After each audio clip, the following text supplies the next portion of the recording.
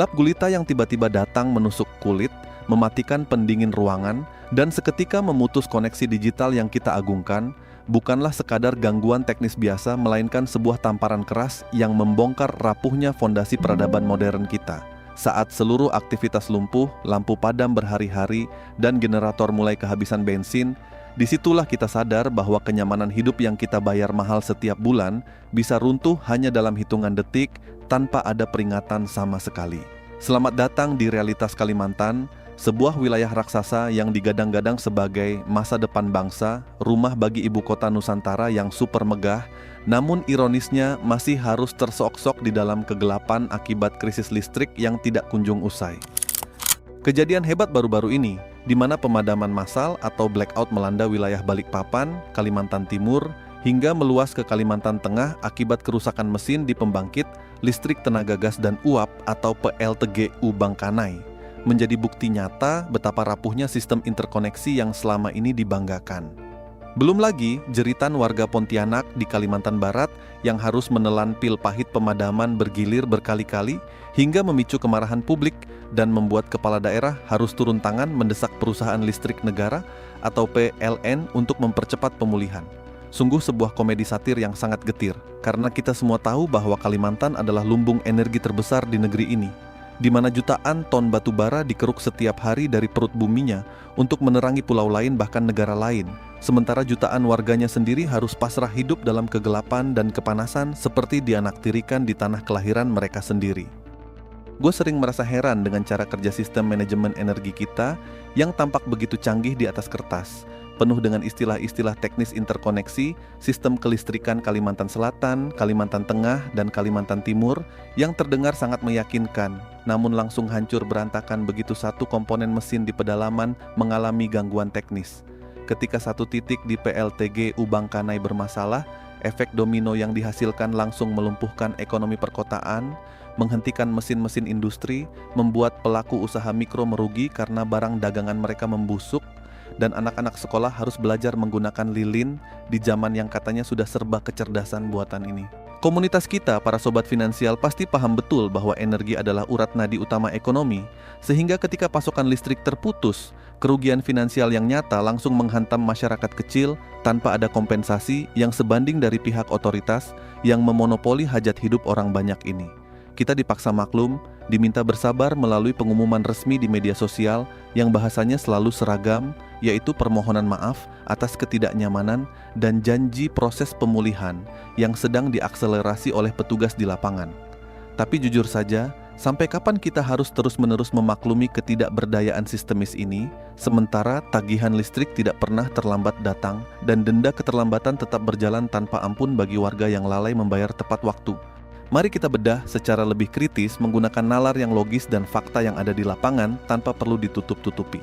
Alasan klasik yang sering terlontar adalah cuaca ekstrim, gangguan transmisi akibat pohon tumbang, atau kerusakan mendadak pada unit pembangkit yang sudah berusia tua. Analoginya sederhana saja.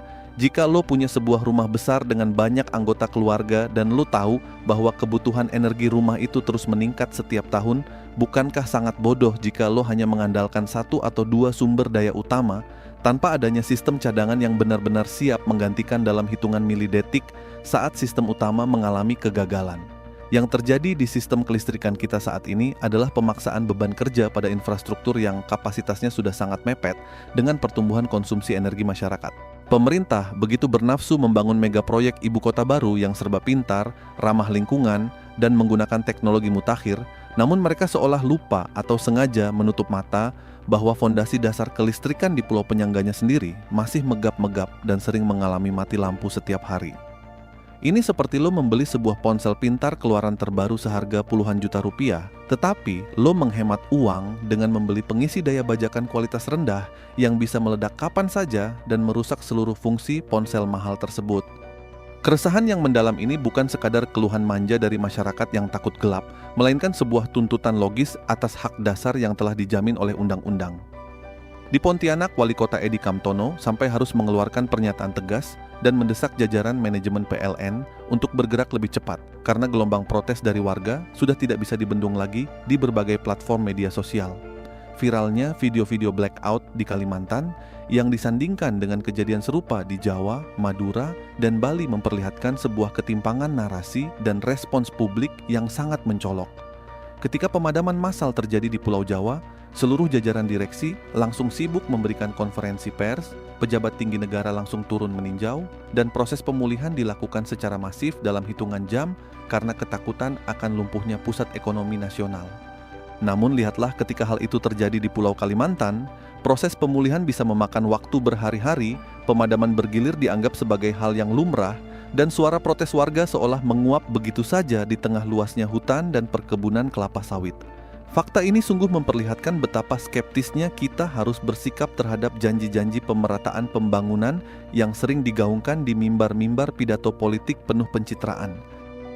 Sebagai bangsa yang besar, kita tidak boleh terus-menerus terjebak dalam pusaran pemakluman yang merusak daya kritis kita sebagai konsumen dan warga negara. Kita harus mulai berani mempertanyakan kemana larinya dana investasi infrastruktur yang nilainya mencapai ratusan triliun rupiah jika untuk urusan menjaga stabilitas tegangan listrik di satu pulau saja masih sering gagal total. Apakah ada salah urus dalam tata kelola energi nasional kita? Ataukah ada prioritas lain yang dianggap lebih penting daripada sekadar memastikan rakyat di pedalaman Kalimantan bisa menikmati lampu menyala tanpa rasa cemas akan terjadi pemadaman mendadak yang bisa merusak peralatan elektronik mereka? Kita perlu memahami bahwa krisis listrik ini bukan hanya masalah teknis semata, melainkan refleksi dari kebijakan tata ruang dan manajemen risiko yang sangat lemah dari pihak pengelola. Mereka terlalu fokus pada proyeksi masa depan yang megah, namun mengabaikan perawatan berkala dan penguatan sistem proteksi kelistrikan pada wilayah-wilayah yang menjadi penopang utama kehidupan masyarakat saat ini.